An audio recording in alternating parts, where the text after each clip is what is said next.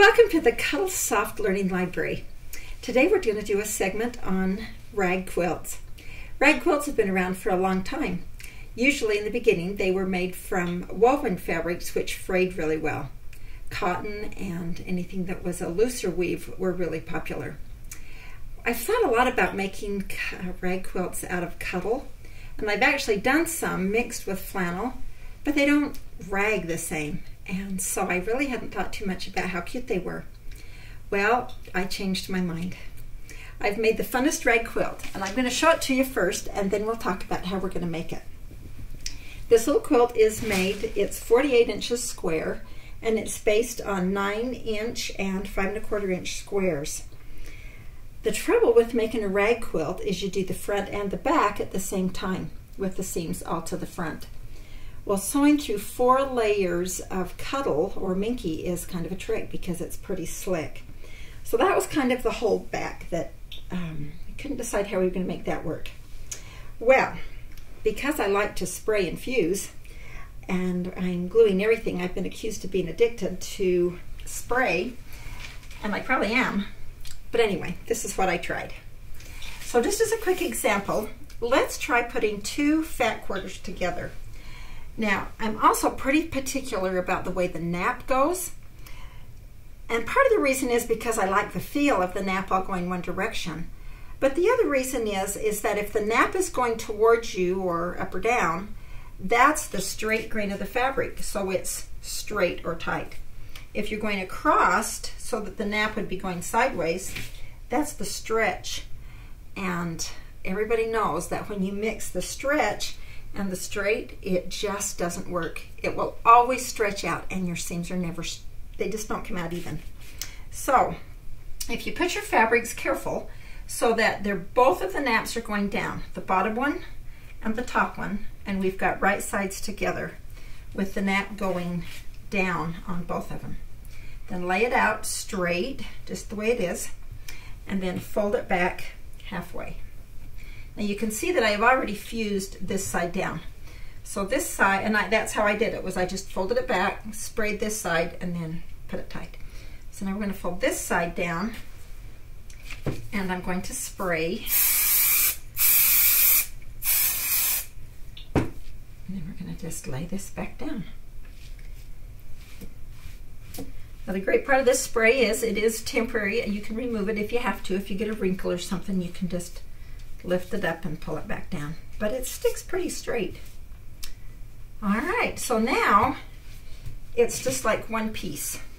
So it's easy to cut. So out of this one square, I can get 4 of the big squares, or I can get 9 of the little squares.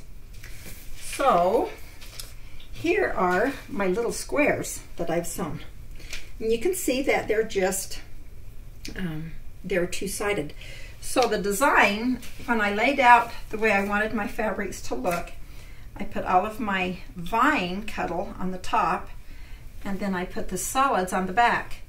And notice I've got I've got my nap all going down.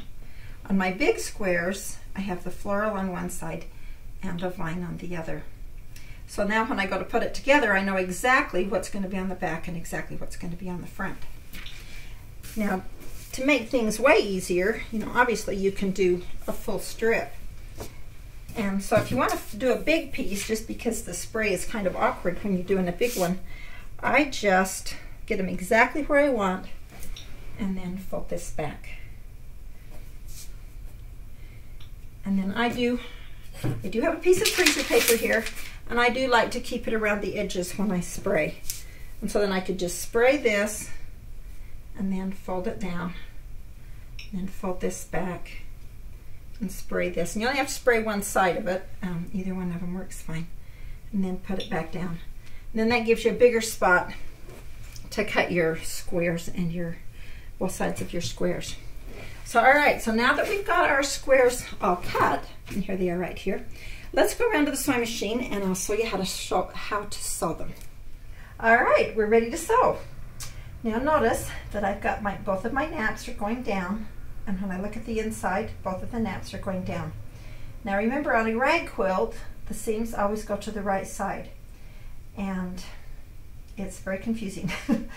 And I'm going to use a stretch stitch to sew this because, you know, obviously on the stretch it's going to get pulled, and I'm assuming that this blanket's going to be left a lot. So I want to be sure that I sew it with a stitch that's going to hold. Well, stretch stitches are not very fun to unpick. So be really careful and make sure you're sewing it where you want it to sew. I have done it, unpicked it. It's just a little tricky. Okay, now I have chosen to use a 3/4 inch seam allowance, and that gives me plenty of room to be able to get a good clip but not have to clip too close to the stitching line. In order to remind myself of where my seam line is, I've added a piece of painter's tape right here just to give me an extra reassurance of my seam guide. All right, so we're going to go ahead and start. And sometimes I just take a few stitches and then move on because it's thick. I have also released my pressure just a little bit because if there's too much pressure, it tends to push a little harder. All right, and here we go.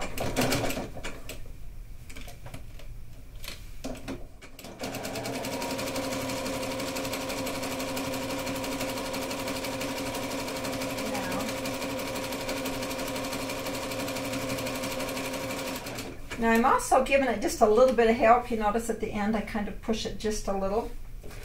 Now I also have figured out that if I chain piece, so I don't have to start and stop and start and stop, they seem to go through a little easier.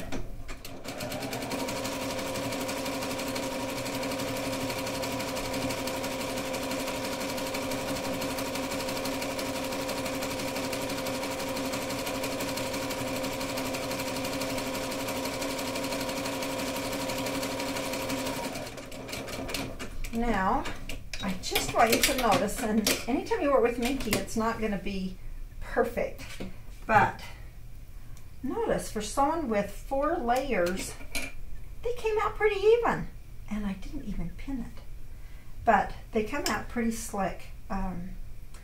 So then we're just going to open these back up, and we're going to sew right in there. Now, if you're careful, I still like to pin right here, and it's better if you only pin through 2 layers because the 4 is so fat that it's a little thick right there. So then we're going to go through this, and we're going to sew it right through here.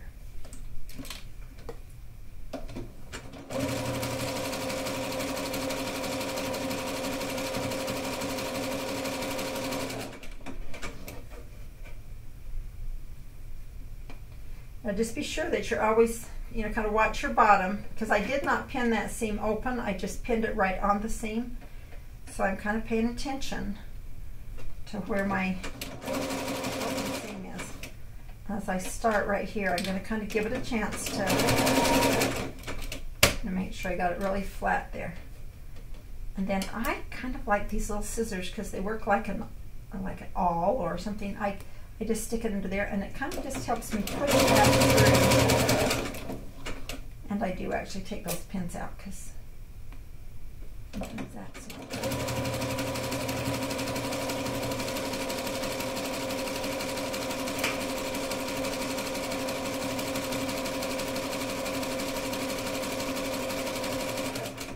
all right. Now look at that. Just want you to notice they came out even.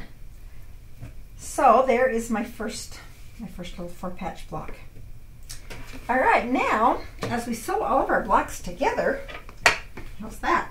Fast sewing, right? All right, so here is, we're going to sew these 2 strips together, and then we're going to do it just the same way that we did that 4-patch block. Just be sure you pin. Make sure that your nap is all going the same direction. Pin and make sure that your seams are right close. And I do put a pin at the end as well, just so that just so that I know I'm in the right spot.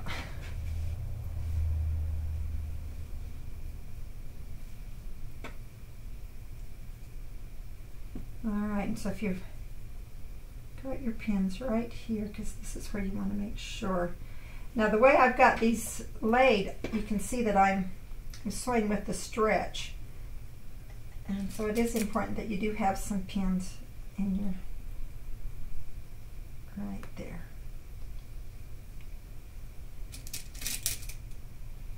All right, so now we're going to sew this, finish this and sew the seam.